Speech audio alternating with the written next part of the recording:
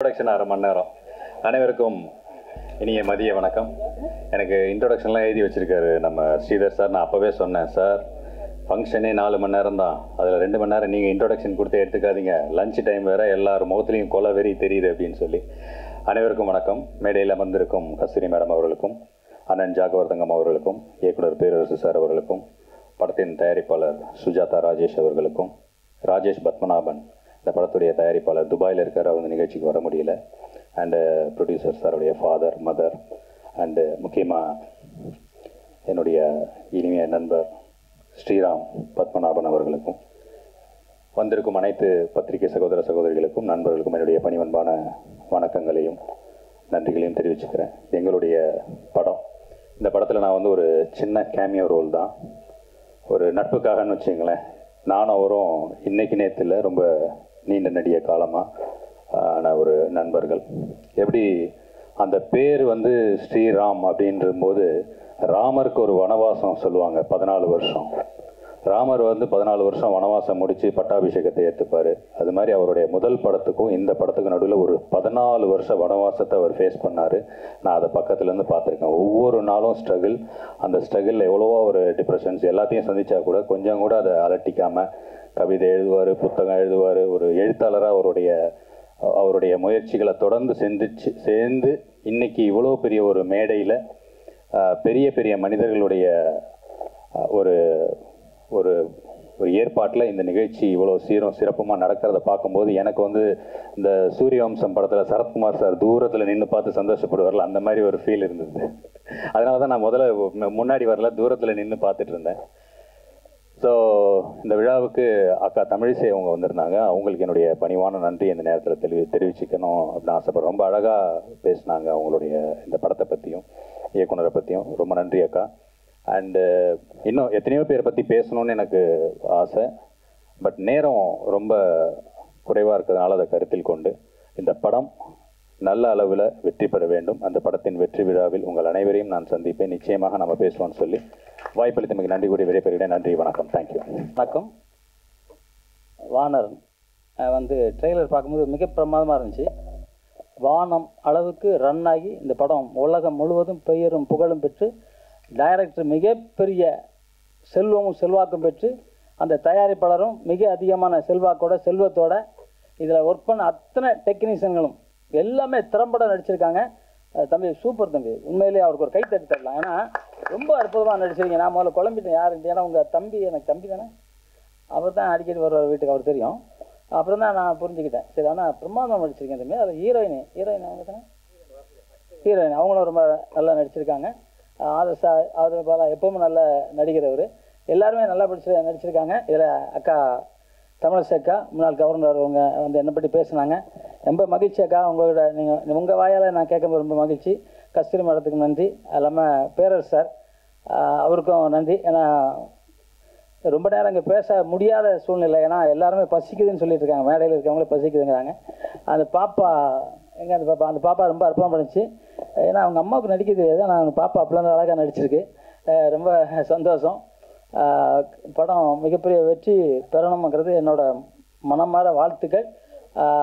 நான் இதில் வந்து அக்கா இருக்கும்போது ஒன்று சொல்லணும்னு நினச்சேன், ஆனால் அக்கா போயிட்டாங்க, கிளம்பிட்டாங்க. இருந்தாலும் பத்திரிகை நண்பர்களுக்காக சொல்கிறேன். இடையில என்னோடய சீலை போட்டு கிட்டத்தட்ட ஒரு 10 பேரை மெம்பர் ஆக்கியிருக்காங்க. மெம்பராகி பணம் வாங்கியிருக்காங்க, சென்சார் கொடுத்துருக்காங்க. என் சீலை போட்டு நான் போடணும் போட்டிருக்காங்க. உங்களுக்கு நான் காமிக்கிறேன். நான் போலீஸில் முறையாக அதை கம்ப்ளைண்ட் கொடுத்துருக்கேன். இதெல்லாம் இந்த இடத்துல சொல்கிறது கரெக்டாக இருக்கணும்னு நான் நினைக்கிறேன். என்னோடய சீலுக்கு போல என் சீலை போட்டிருக்காங்க. இது என்னோடய ஒரிஜினல் கையெழுத்து. இது இல்லாமல் போலி கையெழுத்து, போலி லெட்டர் பேடு போட்டு சீல் போட்டு கிட்டத்தட்ட 15 பேரை மெம்பர் ஆக்கியிருக்காங்க கில்டில் அப்படின்னு சொல்லி சேர்த்துருக்காங்க. சட்டப்படி வழக்கு போட்டிருக்கேன், போலீஸ் ஸ்டேஷன் போயிருக்கேன். ஏன் உங்ககிட்ட சொல்கிறேன்னா, சினிமானி வர்றவங்க எதுலேயும் ஏமாந்துட வேண்டாம். இங்கே சங்கம் தந்துருக்காங்க, அங்கே சங்கம் தந்துருக்காங்க, ஏமாறாமல் கரெக்டாக யார்கிட்ட கொடுக்கணும் என்னென்னு பார்த்து செய்யணும். கஸ்தூரி மேடம் சொன்னாங்க, நாங்கள் ஒரு டெக்னீஷியன் நம்பி எங்கே வேணாலும் போகலாம் அப்படின்னு சொன்னாங்க.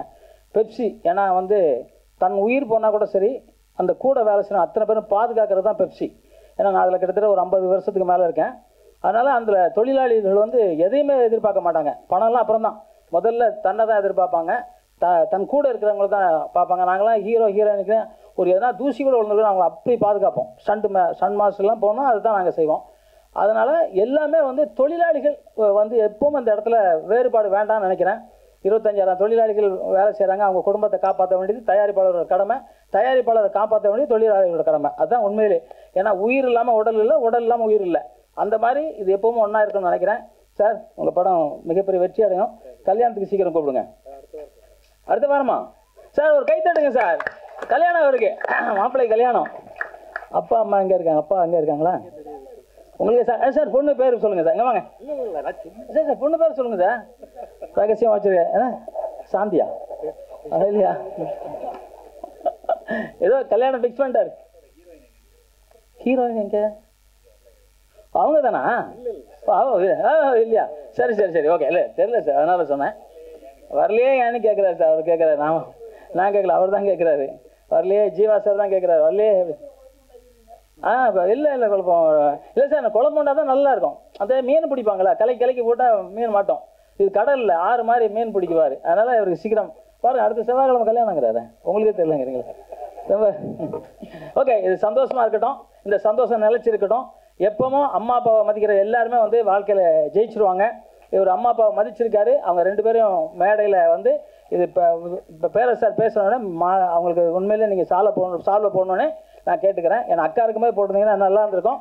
ஏன்னா அம்மாவும் அப்பாவும் இல்லாமல் உலகத்தில் யாருமே கிடையாது. அந்த அம்மா தான் முதல் கடவுள். உலகத்திலே முதல் கடவுள் அம்மா தான். அதுக்கப்புறம் தான் ஆஞ்சநேயர். நானும் ஆஞ்சநேயர் பக்தன். ரொம்ப வரங்க செந்தூரம் வச்சுருக்கேன். இருக்கா? நான் ஆஞ்சநேயர் பக்தன். ஆஞ்சநேயர் தான் எனக்கு சண்டெல்லாம் கற்றுக் கொடுத்தாரு. இன்னைக்கு வரைக்கும் ஆஞ்சநேயர் நம்பி தான் படுப்பேன். ஆஞ்சநேயர் தான் எழுதி படுப்பேன். பாருங்கள் எல்லாம் எப்படி வந்துச்சு பாருங்கள். அந்த ஆஞ்சநேயருங்கிறது கரெக்டாக வந்துச்சு. அந்த நடனம்லாம் பார்த்து உண்மையாக மிரண்டேனா. ஏன்னா நாங்கள் குஸ்தி பண்ணும்போது இந்த மாதிரி வெறித்தன் பார்த்தோம். ஜெய் ஆஞ்சநேயா அப்படிவோம், ஜெய் ஆஞ்சநேயா அப்படின்னு சொல்லி அடிப்போம். எவனாலும் அடிச்சிடும். ஸோ அந்த மாதிரி ஒரு பவர் ஆஞ்சநேயர்னு சொன்னாலே பவர். நீங்கள் வானம் அளவுக்கு ரன் ஆகி இந்த படம் மிகப்பெரிய வெற்றி அடையணும். உங்கள் கல்யாணத்துக்கு நாங்கள் வருவோம் சார், கண்டிப்பாக. ஓகேங்களா? ஓகே. அம்மா அப்பா மதிங்க. அதே மாதிரி தமிழ் உலகத்திலே இந்தியா தான் புண்ணிய நாடு. அந்த நாட்டில் பிறந்த தமிழன் தான் வந்து இன்னைக்கு சித்த மருத்துவம் இருக்குது, யோகாவாக இருக்கட்டும், வர்மக்கலையாக இருக்கட்டும், அத்தனை கலையும் கண்டு தன் உடம்போட நேர சந்திர மண்டலத்துக்கு போக முடியும், சூரிய மண்டலத்துக்கு போன ஒரே இது தமிழன். அந்த தமிழ் வாழ்க, தமிழ் வெல்க, தமிழன் வென்றே தீர்வான். நன்றி, ஜெய்ஹிந்த். ஏன் வேண்டான்னு சொன்னேன்னா, இப்போ ஜீவா சொன்ன மாதிரி தான் என்னை பற்றி ஒரே ஒரு இன்ட்ரோடக்ஷன் நீங்கள் திருக்குறள் மாதிரி சொல்லிடலாம். இப்போ கஸ்தூரி அம்மா பேசும்போது ஒரு வார்த்தை சொன்னாங்க. கிட்டத்தட்ட 33 வருஷத்துக்கு முன்னாடி அவங்க படத்தில் அறிமுகமாகி முதல் படத்துடைய செய்தியை போட்டு அறிமுகப்படுத்தினேன்னு, வளர்ந்தவர்களுக்கு வால் பிடிப்பதை விட வளர்கிறவர்களுக்கு தோள் கொடுப்பவன். அந்த ஒன்று தான் மக்களுடைய முகவிலாசம். இப்போது பின்னாடி உட்காந்துருந்த ஆதேஷ் பாலா கேட்டார், ராம்ஜி சார் எத்தனை மணிக்கு நீங்கள் வந்தீங்கன்னு. நான் சொன்னேன் 9:20 ஃபோன் பண்ணேன், 10:10 வந்தேன், 11:10 வந்தேன். ஆனால் அரங்கத்திற்குள்ளே வரும்போது 12:20 தான் நான் வந்தேன்னு. ஏன் சொன்னேன்னா, வந்தேன், காலதாமதம், அலுவலகத்துக்கு போனேன், செய்தியை முடித்தேன், மறுபடியும் ஃபோன் பண்ணேன், காலதாமதம், வந்தேன், திரும்பி போனேன். ஆனால் physically present and mentally absent. அங்கே உடல் தான் இருந்தது, உள்ளம் பூரா எங்கள் ஸ்ரீராம்கிட்ட இருந்தது. காரணம் 2003, 2004, 2005, 2006 4 ஆண்டுகள் இவர்கள் திரைப்படக் கல்லூரியில் படித்து மாணவர்களாக பட்டம் பெற்று வெளியே வருகிற 20 ஆண்டு காலம் இந்த குழந்தைகளெல்லாம் வளர்த்து ஆளாக்கி ஒரு ஈன்ற பொழுதில் பெருதுபக்கம் தன்மகனை சான்றோன் என கேட்ட தாய் ஸ்தானத்தில் இருக்கோங்கிறதுக்காக இவர் மட்டும் இல்லை, ஒரு செல்லமுத்து, ஒரு பார்த்தசாரதி, ஒரு நம்ம பழனி, அதுக்கு ஸ்ரீராம், முரளின்னு கிட்டத்தட்ட 13 இளைஞர்களை உருவாக்கிய கலைக்கூடம், மக்கள் குரல் அங்கேருந்து வந்திருக்காங்க. அதனால சொல்லி இப்போ அதிகம் பேசப்படுறது இல்லை. பேசுகிறவங்க எல்லாருமே மத ஒற்றுமைன்னாங்க. மன ஒற்றுமை இருந்தால் மத ஒற்றுமை தன்னால் வரும். அதற்குத்தான் இந்த வானரன் வருது. இதயத்தில் நெருக்கமாக இருப்பவர்களுக்கும் மேடைகளும் சரி, இதயத்தில் நெருக்கமாக இருக்கும் அரங்கில் இருப்பவர்களும் சரி, என்னுடைய முதல் பாராட்டுக்கள், வாழ்த்துக்கள். அடுத்து யாருக்கு நன்றி சொல்லணும்னா, ஒரு ஸ்ரீராமுக்கோ ராஜேஷ் பிஜேபி அவருக்கோ அவங்க அப்பா பதிலும் இல்லை. 9:30 மணிலேருந்து 12 மணி வரைன்னு நிகழ்ச்சின்னு போட்டு எங்களை எல்லாம் இந்த அரங்கத்துக்குள் வருகிற போது வானரன்களாக வேஷம் போட்டு அந்த வியர்வை சிந்தி விழக்கூடிய அந்த சரவணனுக்கும் சிவண்ணாவுக்கும் முதல் நன்றி பாராட்டு. அவங்களோட தான் நான் படம் எடுத்துக்கிட்டேன். நடிகர் நடிகைகளோடு அவர்கள் எடுத்துக்கொண்டால் ஓகே. ஆனால் என்னுடைய அனுபவத்தில் நான் ஏன் அவங்கள எடுத்தேன்னா, எனக்கு கவியரசு வைரமுத்து எழுதி கொடுத்து பன்னீருக்காக வாதாடுகின்ற விமர்சகர்கள் மத்தியில் வியர்வைக்காக வாதாடுகின்ற வித்தியாசமான விமர்சன கவிஞர் சொன்னார். அதுக்காகத்தான் அந்த வானரங்கள் இருவரோடும் நான் புகைப்படம் எடுத்துக்கொண்டேன். அந்த அன்பு தம்பிகளுக்கு என்னுடைய பாராட்டு, வாழ்த்து. இப்போது ஸ்ரீவர்ஷினி குழந்தைய பற்றி சொன்னாங்க. அதுக்கு பிறகு விஜேஷ் நாகேஷ் இவங்களை பற்றி சொன்னாங்க. இவர்கள் இருவரும் பிரதான காத்திரத்தில் எங்களுடைய ஜீவாவும் இணைக்கும் பாலமாக இருந்து ஸ்ரீராம் தலைமையில் இந்த வானரம் புறப்பட்டிருக்கிறது. இதில் இன்றைய நாயகர்கள் ஒன்று ஷாஜகான், இன்னொன்று பாடலாசிரியர் செந்தமிழ். இவங்களுடைய பாடலை நான் கைபேசியில் கேட்டேன். அப்போ தான் நான் அடிக்கடி ஒரு வார்த்தை சொல்லுவேன். பட்டப்பகல் 12 மணி, உச்சி வெயில், உயர பறக்கிறது பறவை. பறவை மேலே பறக்கிற போது அதனுடைய நிழல் தரையில் ஊர்ந்து கொண்டே வரும். மேலே பறக்கிற பறவையினுடைய நிழல் கீழே அதை அடியொற்றி வருகிற மாதிரி செந்தமிழன் எழுதி கொடுத்த பாடல் வரிகளை கொஞ்சம் கூட காயப்படுத்தாமல் வரிகளுக்கு ஜீவன் கொடுத்த அந்த இசை, அந்த வரிகளை உயர்த்தி காட்டி இருப்பதே இந்த ஸ்ரீராமிற்கு இந்த விழாவில் ஒரு வெற்றி. இரட்டையர்கள் இருவருக்கும் என்னுடைய பாராட்டுக்கள், வாழ்த்துக்கள். இப்போ என்ன சொல்லணும்னா, நீங்கள் எல்லாமே எந்த படம் எடுத்தாலும் எனக்கு தெரிந்து 2 நடிகர்களை நான் சிபாரிசு பண்ணுவேன். ஒன்று எங்களுடைய ஆதேஷ் பாலா, இன்னொன்று சம்பத்ராம். ஏன் நான் சொல்லுவேன்னா, இவர்கள் ஒரு தயாரிப்பாளரோ இயக்குனரோ விநியோகஸ்தர்களோ திரையரங்கு உரிமையாளர்களோ யாருமே ப்ரமோஷன் செய்யாது இருக்கக்கூடிய பட்சத்தில் தங்களுடைய முகநூலில் தினசரி அவர்கள் சம்பந்தப்பட்ட செய்தியை போட்டு இந்த படம் வருது, இந்த படம் வருது, இந்த படம் வருது, உங்களுக்கு ஒரு ஊதுகுழலாக இருக்கிறார்களே, அந்த இதயங்களுக்கு என்னுடைய நன்றி, பாராட்டுகள். இப்போ விஷயத்துக்கு வரேன். 2 நிமிஷம்தான். ஒன்று, எங்களுடைய விஜேஷ் நாகேஷை பார்க்கும்போது, நாகேஷை முதல்ல வெள்ளித்திரைக்கு அறிமுகப்படுத்தினது யாருன்னா, எல்லாரும் டைரக்டர் ஸ்ரீதர்ம்பாங்க. அது உண்மைதான். ஆனால் அந்த நாகேஷ் நாடகத்தில் நடித்து கொண்டிருக்கிற காலகட்டத்தில் அவர் யாருன்னே தெரியாத போது அவரை ஏவிஎம் சரவணனுக்கு கொண்டு வந்து அறிமுகப்படுத்தியது டைபிஸ் கோபு. ஒரு அருமையான இளைஞர், நடிகர், டைம் சென்ஸ் உள்ளவர். வசனத்தை அவர் சொன்னார்னா இன்னும் முழுக்க வாய் விட்டு சிரிக்கலாம்னு சொன்னோன்னே அவரை அழைச்சிட்டு வாழ்ந்தாங்க. 1962 முருகன் பிரதர்ஸ் பூஜை போட்ட படம் வீர திருமகன், விஜயபுரி வீரன் CL ஆனந்தன், சச்சு ஜோடி. அதில் ஒரு சிறிய பாத்திரத்தில் கௌரவமாக தலை காட்ட வேண்டிய ஒரு சின்ன பாத்திரத்தில் தான் நாகேஷை அறிமுகப்படுத்துவதாக ஏவிஎம் சரவணன் ஒப்புக்கொண்டார். அப்போது ரயில்வேல இவங்க தாத்தா வேலை பார்த்துட்டு இருந்தார். வேலை பார்த்துருக்கிற காலகட்டத்தில் பாலாஜியினுடைய நாடகத்தில் நடித்து கொண்டிருந்தார். நாடகம் வெளியூரில் நடக்கிறது. விழுப்புரம் போய்விட்டு வருகிற போது கார் விபத்தில் சிக்குகிறது. நாகேஷின் உதடு கிழிகிறது, முகம் வீங்குகிறது. செய்தி கேட்டு அடுத்த நாள் ஏவிஎம் சரவணன் அழைத்து பார்க்கிற போது, இந்த முகத்தோடு இந்த படத்தில் நீ நடிப்பதற்கு முடியாது, வேண்டாம் என்று ஒதுக்கிய பிறகு நாகேஷ் கலங்கவில்லை. வந்த ஒரு சந்தர்ப்பம் ஏவிஎம் நிறுவனத்தில் தட்டி போய்விட்டதே என்று கலங்கப்படவில்லை. அதே ஆண்டு 1962 டைரக்டர் ஸ்ரீதர், நெஞ்சில் ஓர் ஆலயம் படம், கல்யாண்குமார், முத்துராமன், தேவிகா இவர்களோடு நாகேஷும் தை நாகேஷ் என்று அறிமுகப்படுத்தப்படுகிறார். தை நாகேஷ் தன்னுடைய நடிப்பால் அத்தனை ரசிகர் பெருமக்களையும் உள்ளும் கவர்ந்த பிறகு அடுத்த ஆண்டு ஏவிஎம் நிறுவனம் எடுக்கும் நானும் ஒரு பெண் படத்தில் நாகேஷை ஒப்பந்தம் செய்கிறார். அந்த போன படத்தை பார்த்துட்டு நாகேஷை கூப்பிட்றார், பேசுகிறார், சம்பளம் என்னன்னு கேட்குறார். அப்போ சம்பளம் பேசும்போது 5000 ரூபாய் சம்பளம் நாகேஷ். இது ஏவிஎம் சரவணன் நிர்ணயித்த தொகை. ஆனால் நாகேஷ் ஒத்துக்கலை. 5000 கம்மி, எனக்கு நீங்கள் கொடுக்கறது 7000, முடிந்தால் கொடுங்கள், இல்லாவிட்டால் விடுங்கள். இது ஆணித்தரமாக சொல்லிட்டார். பேரம் பேசுகிறார் சரவணன். பேரம் பேசி பேசி பேசி கிட்டத்தட்ட 30 நிமிஷம் பேச்சு முடிவிற்கு பிறகு நாகேஷ் எழுந்தபடி சொல்கிறார், பரவாயில்ல, அரை மணி நேரம் பேசினேன், 1000 ரூபாயை தான் குறைக்க முடிஞ்சது, அதை நீங்கள் கூட்டி கொடுத்துருக்கீங்க, பரவாயில்ல, இப்போ 6000 ரூபாயோடு நான் வீட்டுக்கு போகிறேன்.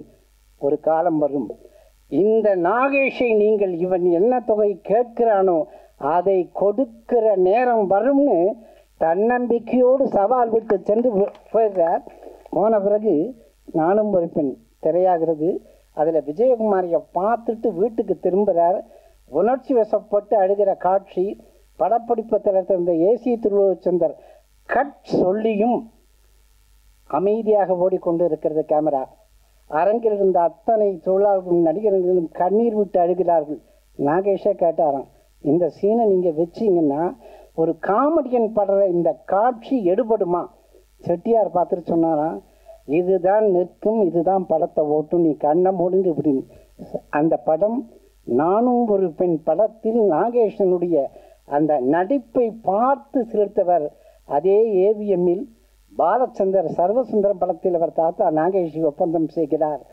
அன்று எந்த தொகைக்கு சரவணன் பேரம் பேசினாரோ அது இல்லாமல் நாகேஷ் கேட்ட தொகையை கொடுத்து அவரை இன்னும் கொஞ்சம் உயர்த்தி அழகு பார்த்தார். இது எதுக்கு சொல்கிறேன்னா, அந்த தன்னம்பிக்கை, செல்ஃப் கான்ஃபிடன்ஸ், அதுதான் நான் வருவேன் நிற்பேன் வென்று காட்டுவேன்னு இருந்த அந்த வைராகிய வரி எங்களுடைய தினேஷ் நாகேஷுக்கு இந்த வானரவன் மூலம் வந்துவிடும் என்கிற நம்பிக்கையை கொடுத்திருப்பார் ஸ்ரீராம். ஸ்ரீராமை பற்றி சொல்லுகிற போது ஜெய் ஸ்ரீராம் என்றாலே வெற்றி வெற்றி என்று அன்பு சகோதரி கஸ்தூரி சொல்லிவிட்டு போனார். இங்கே சொல்லுகிறேன், இவரோடு இணைந்திருக்கும் இந்த இளைஞர் பட்டாலும் வானரப்படை பாலம் அமைத்ததே நல்லதொரு முயற்சிக்காக. இந்த ஸ்ரீராம் வானவர் நிச்சயம் வெற்றி பெறுகிற போது எங்களுடைய விஜேஷ் நாகேஷனுடைய தலையெழுத்து திருத்தப்படும். ஸ்ரீராமனுடைய பயணங்கள் முடிவதில்லை என்று சொல்லும் காலம் இந்த கலை உலகத்தில் ஒலித்து கொண்டிருக்கும் என்றால் அது மக்கள் குரல் அல்ல, மகேசன் குரல் என்று வாழ்த்துக்களை சொல்லி விடைபெறுகிறேன். நன்றி, வணக்கம், வாழ்க வளம். And now I request Jaguar Thangam sir on the stage. அனைவருக்கும் வணக்கம். ரொம்ப நேரம் எடுத்துக்கல, ஒரு 2 நிமிஷம். முதல்ல இங்கே வந்தவங்க அனைவருக்கும், நான் தனித்தனியாக சொல்லிகிட்டு இருந்தால் டைம் அதிகமாகும், அதனால் பெரியவர்கள் அனைவருக்கும், மேடை வீட்டிற்கு அனைவருக்கும் என்னுடைய மனமார்ந்த நன்றி. அதே மாதிரி நண்பர்கள் வந்தவங்க, பத்திரிகையாளர், அவங்க எல்லாருக்குமே என்னுடைய நன்றியை தெரிவிச்சுக்கிறேன். இந்த வானரன் இது வந்து ஒரு என்ன சொல்கிறதுன்னா, ஒரு ஹியூமனிட்டி பற்றி பேசுகிற ஒரு படம். பொதுவாக இந்த மாதிரி ஆஞ்சநேயர் வேஷம் போட்டு போகிறவங்கெல்லாம் பார்த்தீங்கன்னா, ஒரு கடையில் போகும்போது ஒரு கடவுளாக நினச்சி காசு போடுவாங்க, அடுத்த கடைக்கு போகும்போது ஒரு பிச்சைக்காரர் மாதிரி அவங்க ட்ரீட் பண்ணி அமுச்சுடுவாங்க. ஆனால் எந்த விதமான முக ரியாக்ஷனும் இல்லாமல் எல்லாத்தையும் வாழ்த்திட்டு போகிற ஒரு அற்புதமான கேரக்டர் வந்து அந்த வேஷம் போடுறவங்களுக்கு மட்டும்தான் இருக்குது. அதை நான் ஒரு சிறுகதையாக எழுதின ஒரு புஸ்தகம், அதிலிருந்து தான் நான் எடுத்திருக்கேன். இதை வந்து அப்பாவுக்கு பொண்ணுக்குள்ள ஒரு ரிலேஷனாக இந்த படம் பண்ணலாம் அப்படிங்கிறது தான் இது. அதில் அவங்களுடைய வாழ்க்கையை நம்ம டச் பண்ணிட்டு போகலாம். முழுக்க இது வந்து ஒரு மனிதாபிமானம், அதை பற்றி சொல்கிற ஒரு படம் தான் இந்த படம். அதனால் குடும்ப படமாக தான் இருக்கும். கண்டிப்பாக இது எல்லோரும் வந்து ஆதரவு கொடுப்பீங்கன்னு நினைக்கிறேன். அதுக்கு அடுத்த ஒரு விஷயம் சொல்லணும். இங்கே ஜீவா சார் எல்லாமே இருக்காங்க, அவரும் என்னுடைய நண்பர் தான். மாஸ்டர் கேட்டார், ஏன் ஒன்று வந்து கல்யாணம் பண்ணலை அப்படின்னாரு. காமெடியாக சொல்லணுன்னா 10 வருஷத்துக்கு முன்னாடியே பண்ணியிருக்கணும், அதுக்கடுத்து ஜீவா சார் தான். நம்மெல்லாம் வந்து ஒரு வினோபா, ஒரு ராமலிங்க அடிகளார், ஒரு வள்ளலார், இந்த மாதிரிலாம் நம்ம வாழ்வோம் சார், ஏன் சார் இப்படிலாம் போகிறீங்க அப்படின்னாரு. எங்கள் அப்பா அப்போ தான் பொண்ணு பார்த்துட்டு இருந்ததால் நான் என்ன பண்ணேன், அப்பா வேணாம்ப்பா விட்டுரு, ஜீவா சார் என்னமோ சொல்கிறாரு, என்ன அப்பப்போ வள்ளலார் கோயிலுக்கார கூட்டிகிட்டு போயிடுவார் என்ன, இப்படிலாம் இருந்து இப்போ இவர் பொண்ணு பார்க்க ஆரம்பிச்சிட்டார் வீட்டில். இப்போ இவர் பொண்ணு பார்க்க ஆரம்பிச்சிட்டாரு. அதனால் இந்த பிரசாத் ஸ்டுடியோ வந்து ரொம்ப ராசியான ஒரு இடமா இப்போ மாறிடுச்சு. அந்த ஃபேமிலி அந்த டைரக்டர் வந்து அனௌன்ஸ் பண்ணார், அதுக்கப்புறம் விஷால் சார் வந்து அனௌன்ஸ் பண்ணார். ஸோ அதனால் அக்டோபர் 31 அவங்க சொன்ன மாதிரியே நானும் சொல்லி வைக்கிறேன், என்ன பார்க்கலாம், ஏதாவது ஒன்று கிடைக்காமையா போயிடும். அக்டோபர் 31 டூரிஸ்ட் ஃபேமிலி டைரக்டர் வந்து இதே இடத்துல இதே மைக்கில் தான் சொன்னார். ஸோ நம்மளும் வந்து ஒரு துண்டை போட்டு வைப்போம். அக்டோபர் 31 அப்பயும் கிடைக்கிற பிப்ரவரி 31ங்கிறாரு. முதல்ல இவங்க அப்பாட்டு சொல்லி இவரை தள்ளி விட்டாதாங்க எனக்கு ரூட்டு கிளியரா. என்ன சார்? இல்லை அது இப்போ வேண்டாம். இந்த ஒரு அதிர்ச்சியாக எங்கள் அப்பாவால் தாங்க முடியாது. அடுத்தடுத்த அதிர்ச்சிலாம் கொடுக்கக்கூடாது. என்ன சார்? இல்லை சார், நம்ம தனியாக இது பண்ணிடுவோம் சார், டீல் பண்ணுவோம். அதே மாதிரி இங்கே இதில் நடித்த விஜேஷ் அவர்கள் வந்து எனக்கு நாகேஷ் சார் ரொம்ப பிடிக்கும்.